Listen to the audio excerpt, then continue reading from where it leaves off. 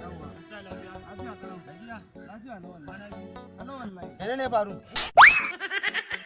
Ana ta rabon kuɗi. A ina? A makarantar boko mana. Oho, kana nufin wannan sunan da muka je muka ba? Kware ko an fara bayarwa 10,000 nan. 10,000? Kware ma ko nuna ma zahiri. Nuna min gani. Ai yanzu nan daga can nake ga.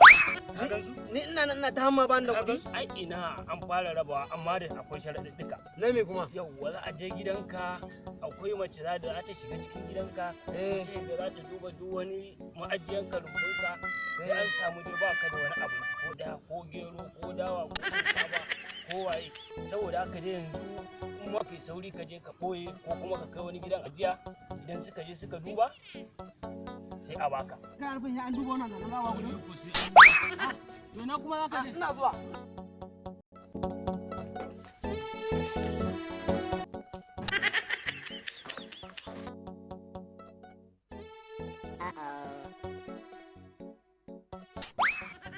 Yanzu na zuwa sai ga wannan kayan.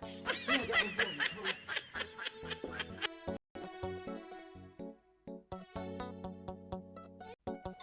Yawa. Da kaga haka yayi.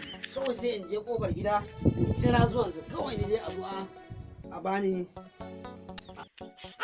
Yawa, yanzu haka yin jira kofar gida su zo su kunna. Kaga ma na bar ɗan kullum a gidan ina sauki. Kawai bari in zauna in jira su ga. In ga zuwan su ko ta nan za su kullo ko ta nan za su kullo ko ta nan.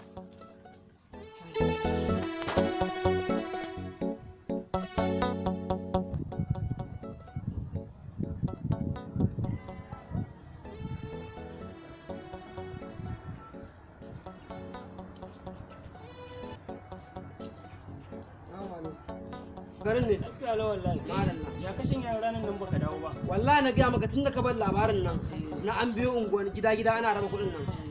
Kuma ka gaya min cewa sai sun yi ga gidanka sun dudduba. Kware kuwa. Shine na je na samu da shinkafa ta da masara ta da dawa ta duk na zuba su a masai. Ka zuba a masa. Yi wallahi to in suka zo suka tara ai ba su ban ba. To ai baka san me ya faru ba. Me ya faru kuma? An taho an fara rabon nan gida-gida. Kawai aka samu matsala aka sada rigima. Kawai aka daga raba. Aka fasa raban? Aka fasa raba.